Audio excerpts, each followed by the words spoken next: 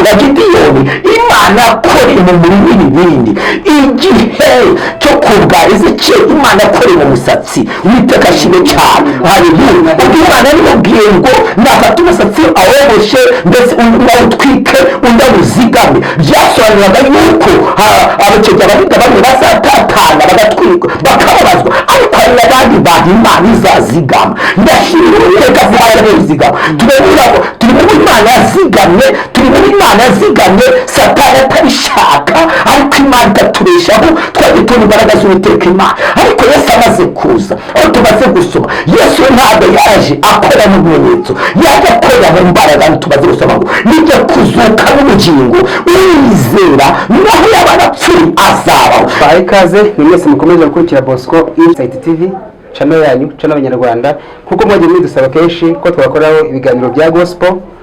Uyu munsi twagize umugisha wo kubana n'Imana tubatumira umupasiteri uzwi cyane hano hanze bamwita Kavuzanduru ariko nubwo muvuze nawe yatangira atwibwira. Murakoze cyane amazina yanjye ubundi ni Ndibyare Celestine Kavuzanduru ni izina ry'umuhamagaro ni naryo rizwi ariko ubundi nyizina ni Ndibyare Celestine Kavuzanduru. Tutaragenda mu kiganiro nyizina reka utangire twiragiza Imana wadushimira imbere y'Imana. Uwiteka Imana amahoro ndagushimiye ndaguhimbaje ndakunezerera ya neza urakiranuka urakiza habwa icyubahiro turanga kugira ngo twamamaze ubwami bwa mwami bana natwe tuyobore muri gahunda zose ni mu izina rya Yesu mbisabye amen. Amen amen. Tubwira abatara subscribe kuri Bosco Insight TV kugira bakora subscribe like share na comment uko ibiganiro dusaba tubibagezaho. Ubundi izina Kavuzanduru ryaje rite? Kavuzanduru ni izina nahawe ubundi nsubiye inyuma njyewe navutse mu muryango utazi Imana navutse mu muryango utazi Imana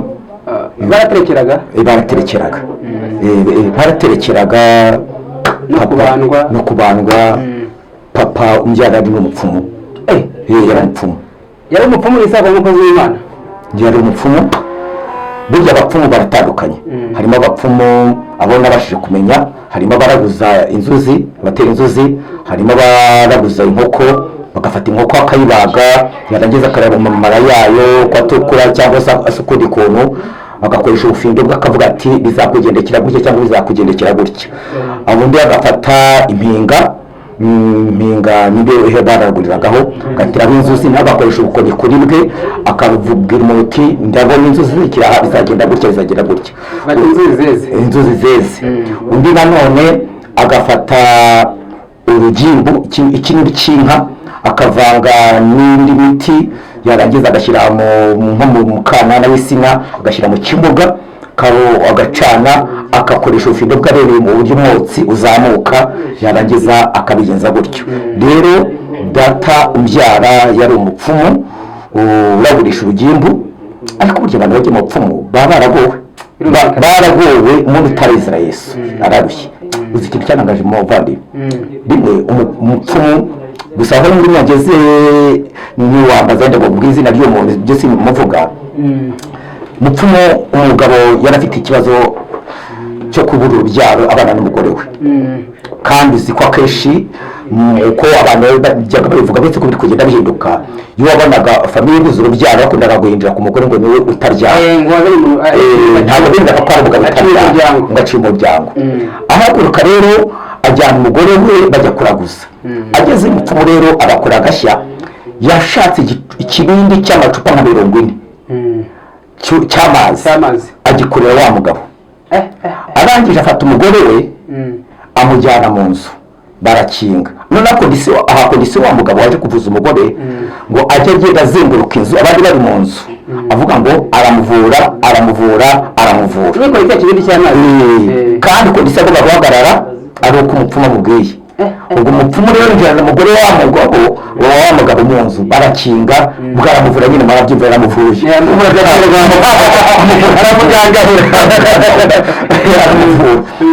aramuvura noneho rero ndetse ni nka ya ndirimbo njya numva ngo nibamutware nijya mu Rwanda nabijyaniye bihabwa mu bapfumu bumve ko bagowe nari nagira kure mu buzima bumeze gutyo tutazi Imana ariko nza kugirirwa umugisha k'Uwiteka maze gukura njyewe Imana irampamagara impagakiza amina nuko magakiza iza kutangira kunkoresha mvuga ubutumwa ariko impamagara ahanini ndi umuntu w'inzahare ndi umwe rero mu bantu inzahare n'umuntu bayeho nabi ubuzima bugoye kurya bigoye byanze noneho Imana imaze kumpamagara ndabyibuka yajya kumbwira ngo jya kunkorera narakijijwe n'ubyibuka neza bihagiye ki ntabwo ari kina cyane ndumva ari muri 99 Imana ngo nari narakijijwe ariko noneho Imana ikagira imbere ngo jya kumvugira njyewe uko simvuga nta bantu muvuga butumwa narabyangaga kuko nabonaga ko kubumvuga butumwa uvuka mu bapfumu ugiye kuvuga butumwa abantu baragira ngo iki ikindi nabonaga kujya kwindomora mu gihe abakora cyane nzakena hatuntu twampaga inyungu mvaga ntareka ariko Imana irambwira ngo niza ngo ndashaka kujya kumvugira rero ndangije nibwo inzara yigeze kunyica inzara yishe ndyama inzara yicira hariya Kicukiro narageze i Kigali nyicira Kicukiro nza gushaka gusaba umugore ikijumba cyo Kenya inzara y'umuntu mukuru nibwo nagize isoni mbona ahantu hataka inkono y'ikijumba ngakubita ishoti ikava mu ishyamba ry'epfo rya Eto ahantu ririya mpande y'abaturage kaburimbo ndagenda agasangamo ndagahungura ndagahekenya ndangije ndaryama ndasinzira njyamye ngaho ijwi riragaruka ngo na n'ubu Celestine ntabwo nira kujya kumvugira ndaho ngaho umuriro ndavuga ngo Mana uramutse ungiriye neza ukangaburira ukanisa n'ibiryo n'ibira nkabihaga nazagushima nabwo mpaye amafaranga 30 ngagura agakombe k'ubushera nazagushima kuko ubwa mbere butangurwa n'umukire ndavugaho rero nibwo muri minsi Imana yaje kungira neza ima amafaranga 1250 y'u Rwanda rambwira ngo igihe bijye kugura inkweto nta nizo nagira iki gihe babambaye ibirenge namwe tubambaraga kwa kundi wagenda wenda wambaye zacikaguritse cyangwa se n'izidasa noneho njya ahantu mu isoko ry'Igikondo mu Butare ngura bodaboda z'icyabiri na 50 irambwira ngo rero turazibonye ntajya ugenda ijya kumvugira nibwo rero natangiye nkajya ngenda mvuga ubutumwa mu muhanda kankoresha nkatangira uwo kujya kuvuga ubutumwa mu muhanda n'ukugera cyangwa mu masoko nkagenda nazindutse nkareba isoko riri nkatangira nkavuga ubutumwa iyo kwabiga ngibyo abantu bakwitaga umusazi kuko burya ivuga ubutumwa byo mu rusengero itandukanye ryo mu muhanda kuko abantu mu rusengero bagupinga bakureba ariko mu muhanda babwiriza ushiduka imwe waguteye igitiritiri ati ndiri wa musazi babejura byavoka byose tubyavoka uteka mutwe twaramenyereye mu butumwa ariko noneho muri kwa kuvuga ubutumwa burya Imana niguhamagara muri iki kiganiro Imana iguhamagara wahamagaye Imana izagushakira ibihamya noneho nibwo nagiye kuvuga ubutumwa hariya muri Remera ahantu bitaga muri Banyahe isoko ryari bitari mu kanwa ahantu hepfo ryari riri ariko mbere haraho ryabanje haruguru habaga umunyinya nibwo nagiye mvuga ubutumwa ariko ngiyeyo Imana inkora igitangaza ngezeyo inyereka umuntu wabanaga n'ubumuga ntabwo ari yavutse ari kimuga ahubwo bari yahuye n'abarozi baramuruga amaguru arahenamirana noneho Rwanda ngo nimusengere ndamusengera ako kari musengeye amaguru ararambuka aramaze imyaka amaguru aragenda amina amakuru maze kugenda umuhaga yacuruzaga abagurishaga arahagarara abagaruzaga arahagarara noneho ndandambira ngo ndabakugarije utangiye uvuga ubutumwa ndabwiriza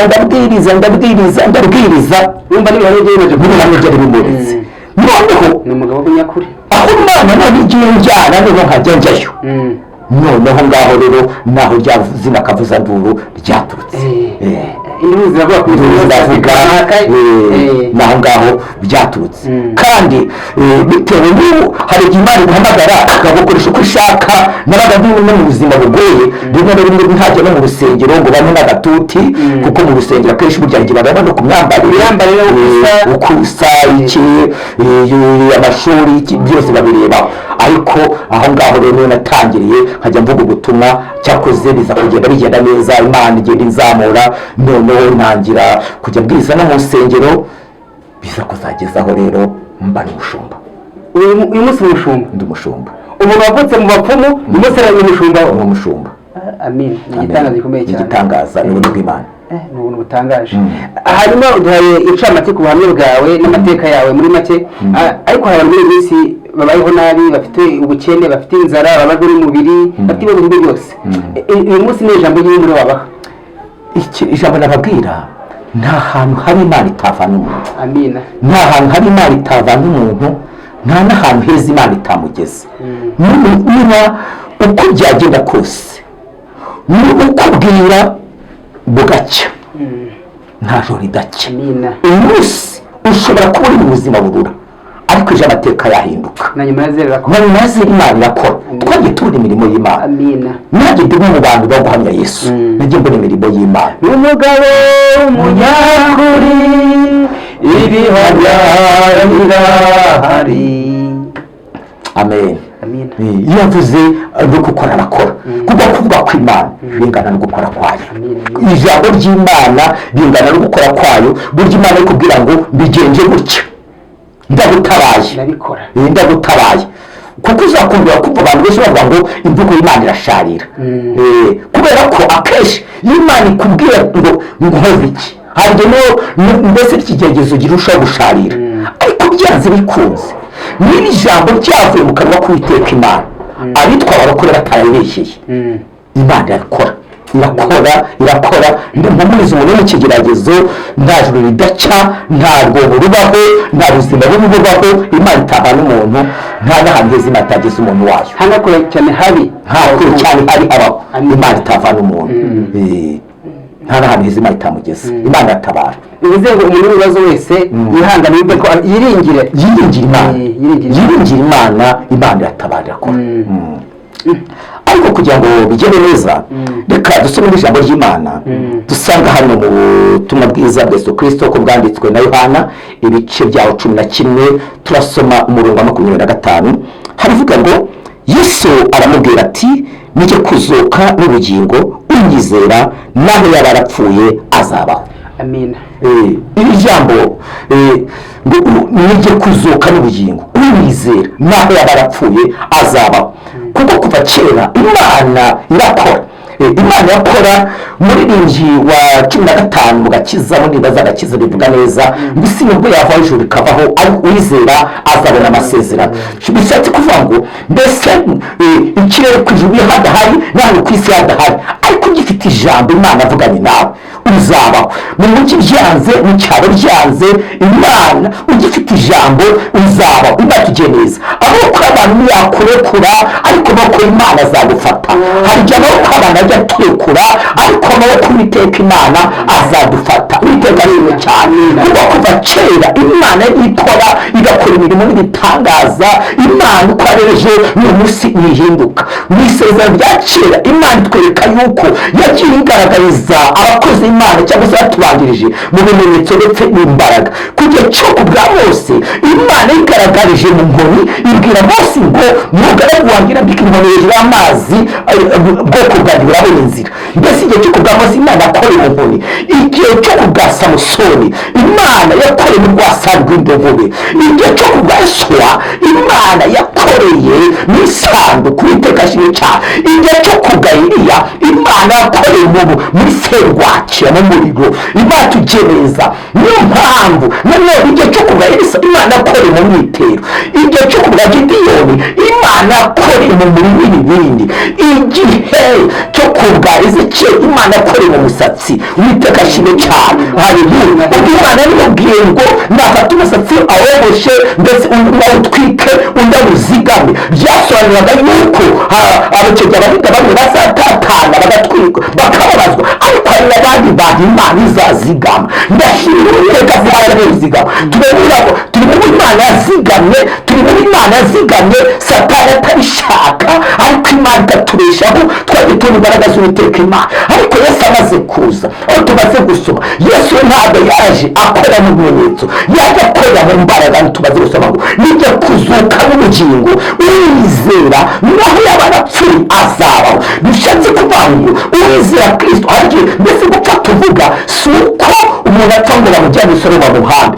Hari igihe umuntu aba mu buzima bupfuye, hari igihe aba mu mibereho igapfa, mbese ukagira urugo rugapfa, mu bana bigapfa, mu mibereho bigapfa, akazi bigapfa, ibintu byose bigapfa, ibintu byose bikanga, ibintu bikanga, mbese bikanuka. Hari igihe mbese iyo ikigeragezo kikaru, ariko uko byagenda kose wizera Kristo, nubwo byaba binuka wizera Kristo, nubwo bwaba busa n'upfu uzabaho.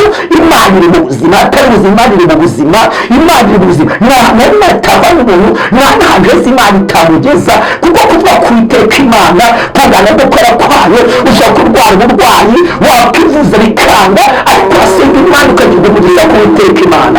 Imana ikakubwira ngo ni ukuri Uwiteka Imana ndagukijije, kuko kuba kw'Imana ngana gukora kwayo. Imana ivuze ijambo ibihagararaho. Uwiteka ashimwe cyane.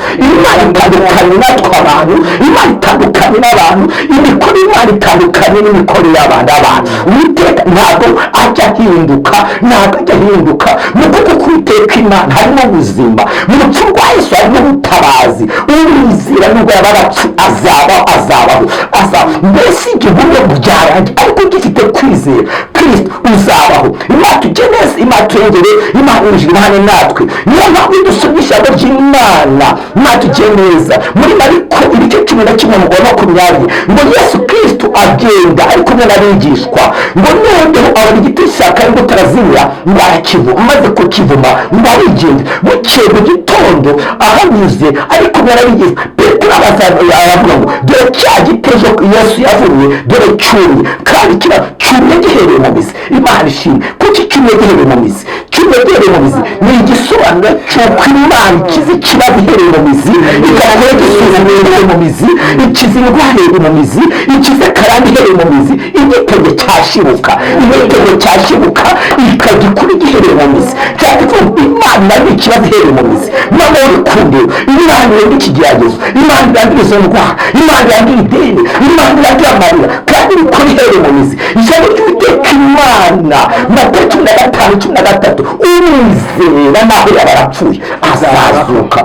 Mazime cyane. Igiti datadateye cyose kizatera, aleluya, kizavaho, aleluya. Ngo igiti cyose datadateye kizarandurwa. Imagine cyane. Ni Imana igiye irandura, ni Imana igiye isenya. Uwiteka ari mu buzima, Uwiteka aratabara. Twagiye tubona imirimo y'Imana, nagiye mbona imbaraga z'Uwiteka Imana. Imana nijishwe cyane. Ndabyibuka Imana n'amagajya akibwira ngo mwana wanjye kavuze ngo nzagukoresha, ariko ndi umwe mu bantu bagiraga ubwoba,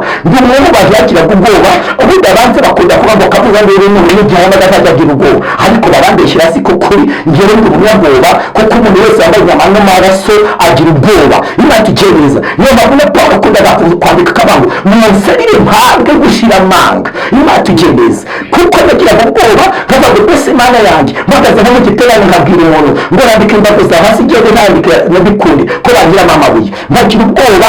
Imana ikagira ubwoba byose nkagira ubwoba, ariko umunsi umwe nza kugenda asanga hari inyoni yapfiriye. Ndavuga ngo Mana yanjye kugira ngo nabyo byanjye ko bizakoreka, nta kibazo, kugira ngo nabyo ko bizakoreka ngiye gusengera inyoni nizuka ndabona ko nabyo bizabikora. Ndasenga gihanukiye ndavuga ngo Yesu na Yesu Kristo wanyoni ndagutegetse zuka. Inyoni kuzuka bwarapfuye burundu.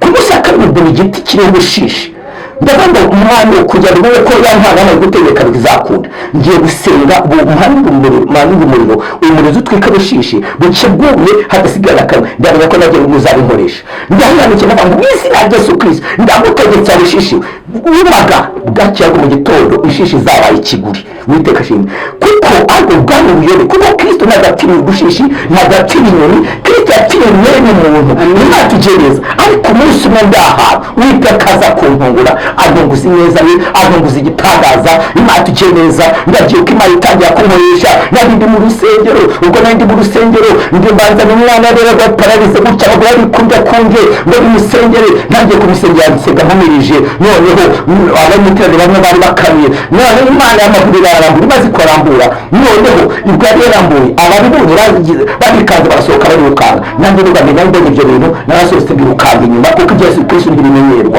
narasohotse mbirukanga inyuma Uwiteka rero nakikora imirimo y'Imana Imana ishimwe cyane haleluya nta hantu haba Imana itabana umuntu nta hantu heza Imana itamugeza nubwo banagiye kubona ngo ndabanzaniye umwana w'umukobwa ngo nimusengere yari yarabaye impumyi ndabisobanura ntabwo avutse ari impumyi ahubwo bari baramuroze noneho ngo nimusenge twari ku munsi wa kabiri ndasenga umwana w'umukobwa yanga guhumuka arataha ku munsi wa gatatu baravuga ngo uko si ukungerageza kwezi namusenge umwana ntakire ubavuga buri iki nikomeza iterana ndakomeza ariko ngeze ku mugoroba wenda gusoza numva imbaraga z'Imana zinjiyeho ndavuga ngo ngo nimusenge mwatugiye neza iyo mvuga ibi ruhamya ngo bavuga aho byabereye hari abakozi b'Imana hari n'umuhanzi witwa Afurika imatugiye neza uririmba mu ishyamba ry'igihuru imatugiye kuko zijyamo nemera umuntu uvuga ubuhamya batuhisha byabereye imatugiye neza nemera umuntu uvuga ubuhamya akavuga naho byabereye kuko hari ababa bari bahari imatugiye neza birangije noneho rero nubwo ku munsi wa gatatu numvise imbaraga z'Imana zinze ngo nimusenge ndamusengera ageze hagati shaka ko ari ibyo Kristo yakoze noneho ngewe mbura ubutaka hari ku isi nubwo nahagaze mu kwizera nshaka ku kiganza mu kubita ku maso ndavuga ngo n'izina rya Yesu Kristo humuka ko kandi Imana yamuhumura ntahantu ari matava n'umuntu ntahantu heza Imana itakugeza wikanga n'ikigeragezo urimo wikanga n'ubwo burwayi wikanga n'ibyo biguhinga wikanga n'icyo mbaraga zakuboshye wikanga n'ibyo terabwoba kuko wizera n'aho yarapfuye azazuka ubuzima bwawe bumeze bwapfuye urababaye urihebye urabona icyo ugerageje cyose cyanga ushaka gukora cyose kiranga ariko wizera nubwo byapfuye bizazuka Imana igiye kure mu buzima ndagira ngo Imana irashaka kujya kure mu buzima izere Kristo ongera wizere Imana Imana tujye neza Imana iturengere Imana mu ijuru ibane natwe niyo mpamvu rero uko Kristo yakoraga ejo ni munsi ni kwari ntabwo ajya ahinduka ntabwo ageze ahinduka nta gato ko guhinduka